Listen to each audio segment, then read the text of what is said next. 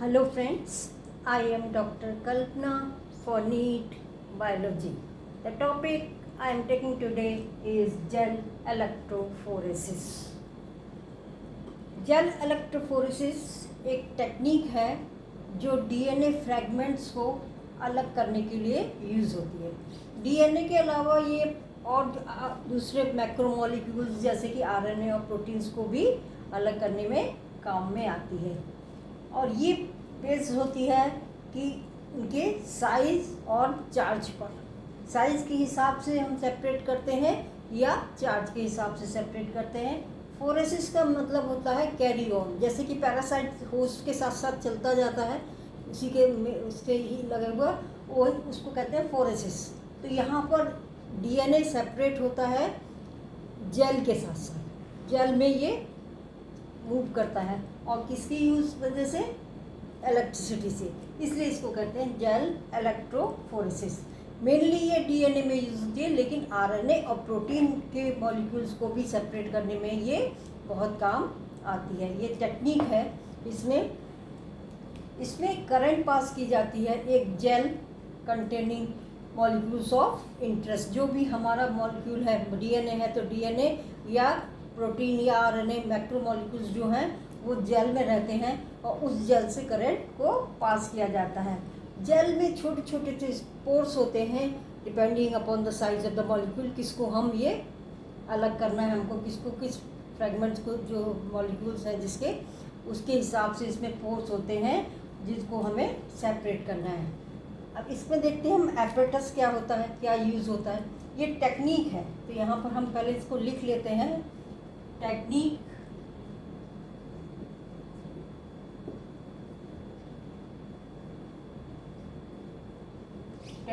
used to separate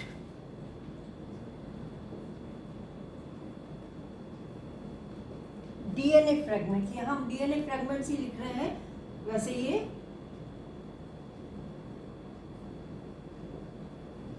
RNA और protein को भी के लिए भी यूज होती है बेस्ड ऑन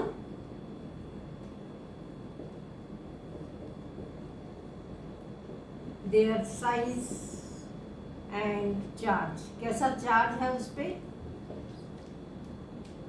और क्या उनका साइज है उसके हिसाब से सेपरेट करते हैं। तो ये टेक्निक जो हो गई ये हो गई जेल इलेक्ट्रोफोरेसिस। जेल यूज़ करेंगे इलेक्ट्रिसिटी की मदद से, उनको हम मूव कराएंगे जेल के ऊपर, तो ये जो है कहलाएगी ये टेक्निक जो है इलेक्ट्रोफोरेसिस। इसका क्वेश्चन आया हुआ है 2020 में।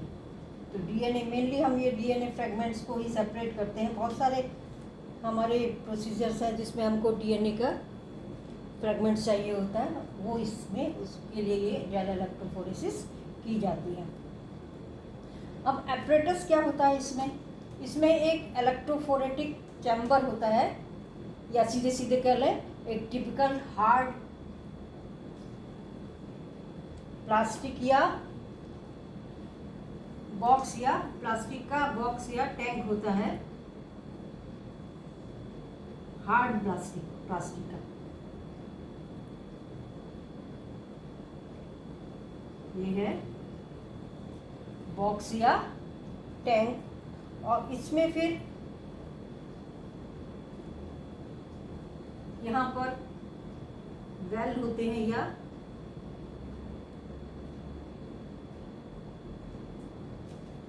ये हो गए वेल।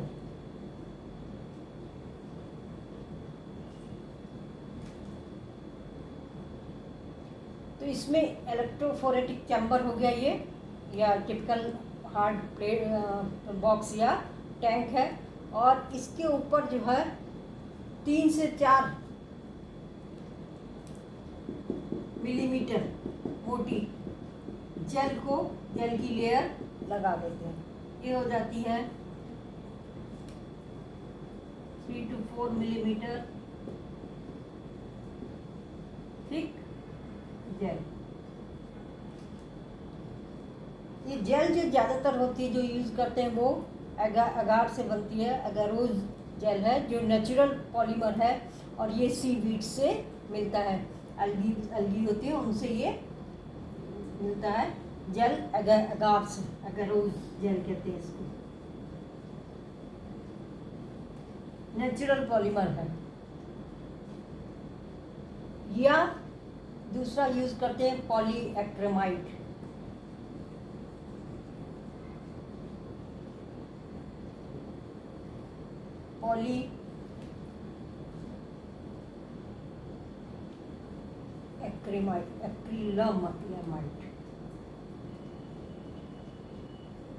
पॉलीएक्रिलामाइड अमाइड है ये, इसको यूज करते हैं। इसमें क्या होते हैं, छोटे छोटे से पोर्स होते हैं जो अलाउ करते हैं मॉलिक्यूल्स को, डीएनए या आरएनए या प्रोटीन जो भी है उसको अलाउ करेंगे टू पास, लेकिन धीरे धीरे ये इसको माइग्रेट करने देते हैं और वो मॉलिक्यूल्स आगे भी बढ़ते जाते हैं। इसमें पोर्स हैं, वो पोर्स का साइज इस पे डिपेंड करता है कि हम क्या मॉलिक्यूल सेपरेट कर रहे हैं। तो ये पोर्स से होते हुए ये धीरे धीरे आगे बढ़ते जाते हैं। ज़्यादातर ये जो जेल होता है ये ट्रांसपेरेंट होता है, लेकिन ट्रांसलूसेंट या ओपेक भी हो सकता है, पर जनरली जो यूज़ करते हैं वो ट्रांसपेरेंट होता है और ये आसानी से इसके ऊपर पोर किया जा सकता है। और ये जो सैंपल है हमारा डीएनए का या प्रोटीन का या आरएनए का, उसको डीनेचर नहीं करता, मतलब उस पर कोई अटैक ये नहीं करता और इससे हमें वापस वो सैंपल भी मिल जाता है। जैसे हमने डीएनए को सेपरेट किया तो हमें वापस डीएनए भी चाहिए, तो इस जेल को यूज़ करने से वो डीएनए हमें वापस मिल जाते हैं एज फ्रेगमेंट्स। तो इतनी प्रॉपर्टीज जेल की होती हैं कि ये जेल मॉलिक्यूल्स को आगे बढ़ने देता है, मूव करने देता है, छोटे छोटे पोर्स हैं उससे, और जो है ये बाद में जो हमें चाहिएगा वो फ्रेगमेंट्स, तो हम इसको रिकवर कर सकते हैं। अब जेल के ऊपर 3 to 5 centimetre thick buffer solution डाला जाता है, बफर, जिससे कि पीएच क्या रहे, कांस्टेंट रहे। ज़्यादातर ये होता है ट्रिस एसीटेट बफर,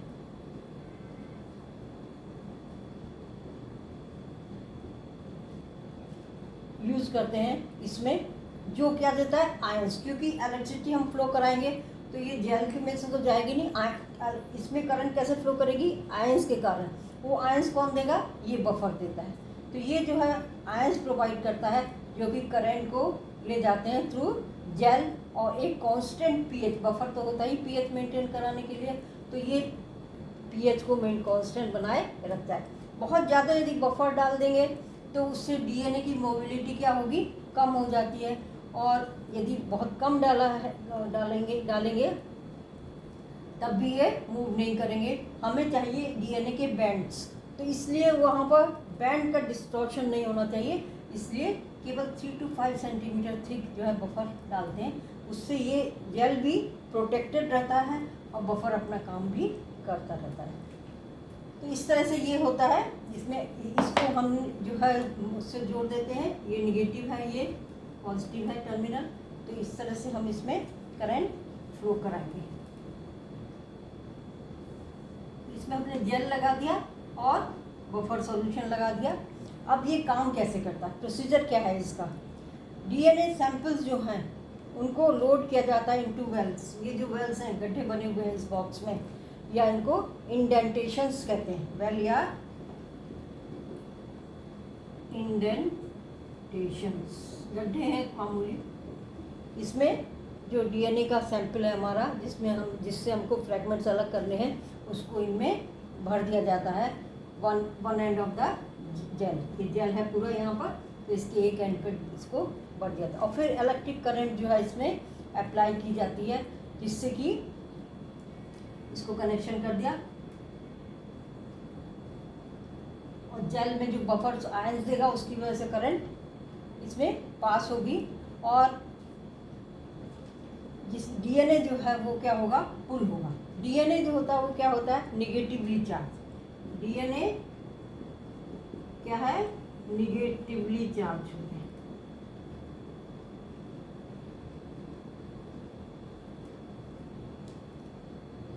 ये इम्पोर्टेंट है।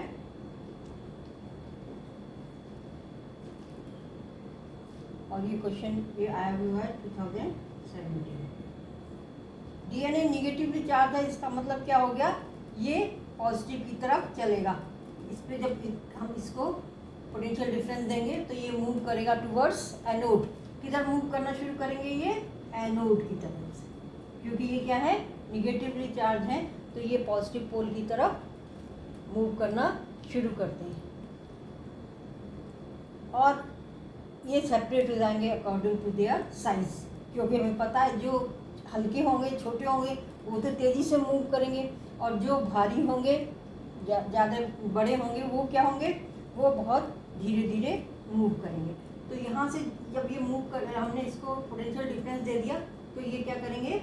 मूव करना शुरू करेंगे। तो शुरू वाले तो क्या रहेंगे? थोड़े बड़े साइज़ के रहेंगे, और फिर ये क्या हो जाएंगे? छोटे साइज़ के। तो सबसे छोटे साइज़ के सबसे दूर तक जाएंगे।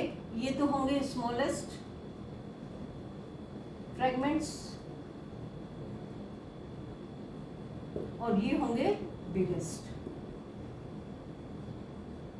जैसे हम इसको पोटेंशियल डिफरेंस देंगे, वैसे ही क्या होगा? ये मूव करना शुरू करेंगे, और ये बहुत स्लो मूवमेंट होता है, जिससे कि ऐसे नहीं हो कि ये तेज़ी से चल जाए। ये अपने चार्ज के हिसाब से और अपने साइज़ के हिसाब से ही धीरे धीरे आगे बढ़ते जाते हैं। यहाँ पर जो पोटेंशियल डिफरेंस दिया जाता है वो ज़्यादातर कम ही रहता है, 50, 75, 100 या 135 वोल्ट, इससे ज़्यादा नहीं देते हैं।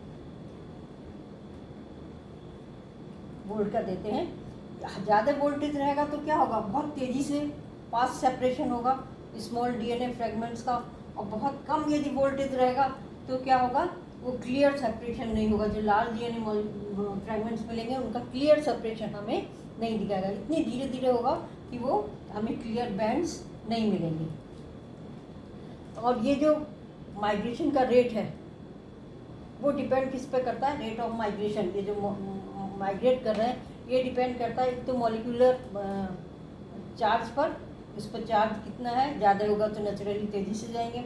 मॉलिक्यूलर शेप और साइज, और स्ट्रेंथ ऑफ इलेक्ट्रिक फील्ड, कितना इलेक्ट्रिक फील्ड हमने अप्लाई किया है या पोटेंशियल डिफरेंस लगाया है।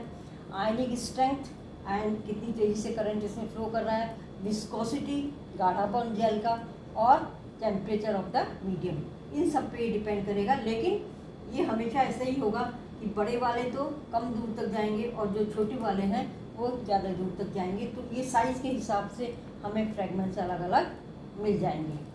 अब ये फ्रैगमेंट्स तो हो गए, लेकिन ये हमें दिखाई नहीं देंगे, ये जो इसमें दिखाई नहीं देंगे। इसके लिए क्या करना पड़ेगा? इसको स्टेन करना पड़ेगा। यहाँ पर ये सेपरेट हो गए हैं लेकिन हमें विजिबल नहीं होंगे। उसके लिए इसके लिए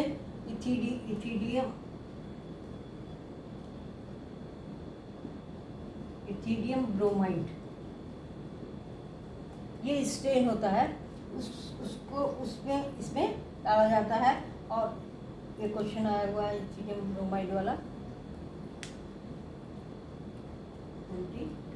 इससे स्टेन करते हैं इसको, इथिडियम ब्रोमाइड। स्टेन करने के बाद भी ये एक फ्लोरेसेंट डाई है।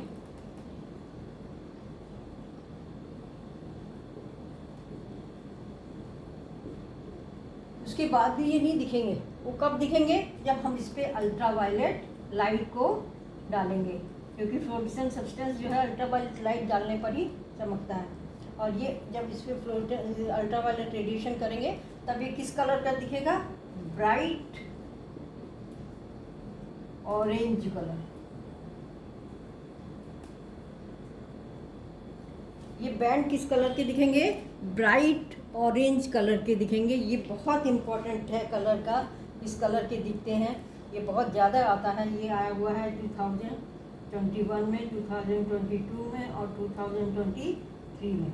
तो ये जो डीएनए फ्रैगमेंट्स अलग हो गए साइज के हिसाब से, ये क्या होंगे?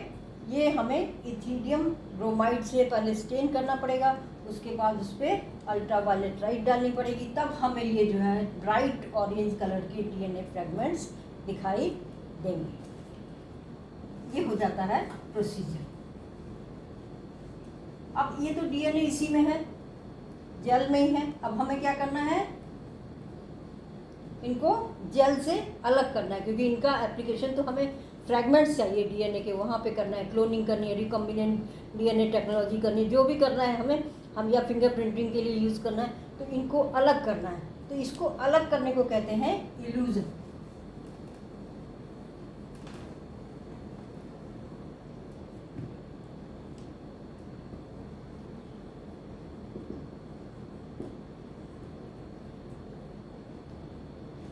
इल्यूजन ये टर्म कॉमन यूज होता है एक्सट्रैक्ट करने के लिए एक मटेरियल को फ्रॉम अनदर, उसको हम इल्यूजन कहते हैं। तो यहाँ पे हमें क्या अलग करना है, डीएनए अलग करना है, किससे, जेल से। तो process of extracting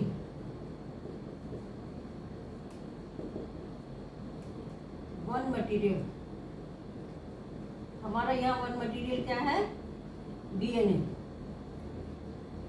from another, यहाँ अनदर मटेरियल हमारा क्या है, जेल।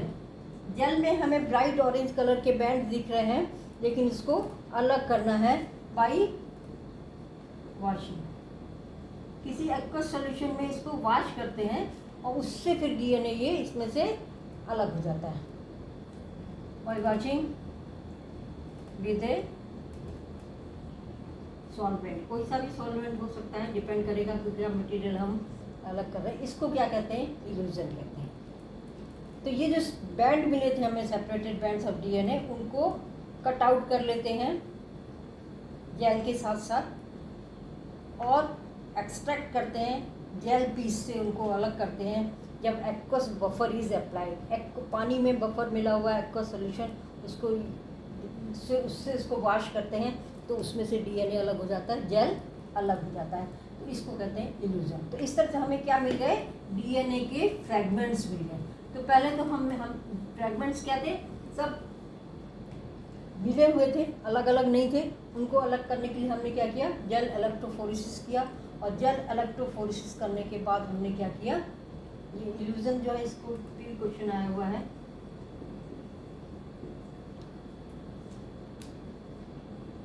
में इल्यूजन क्या है, सेपरेट जो करते हैं हम डीएनए को, पहले जेल सही थी काट लेते हैं, बाद में जेल को बफर सॉल्यूशन से उसको निकाल देते हैं जेल को, और ये हमें डीएनए के फ्रैगमेंट्स मिल जाते हैं। अब हमें क्या मिल गए, डीएनए के फ्रैगमेंट्स मिल गए। इसका यूज़ कहाँ कहाँ होता है, बहुत ज़्यादा यूज़ होता है। सबसे इम्पॉर्टेंट यूज़ जो हम करते हैं, ये जेल इलेक्ट्रोफोरेसिस के एप्लीकेशंस कहाँ कहाँ हैं। पहला है डीएनए फिंगरप्रिंटिंग।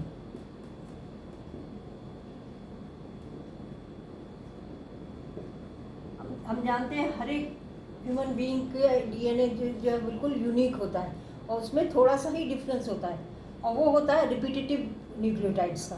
तो रिपीटेटिव जो बेस होते हैं सीक्वेंस, वो हर एक मनुष्य में अलग अलग होते हैं। उसके लिए हम करते हैं डीएनए फिंगरप्रिंटिंग। तो डीएनए फिंगरप्रिंटिंग के लिए हमें क्या चाहिए, वो डीएनए के पीसेस चाहिए जहाँ पर रिपीटेड न्यूक्लियोटाइड्स हैं।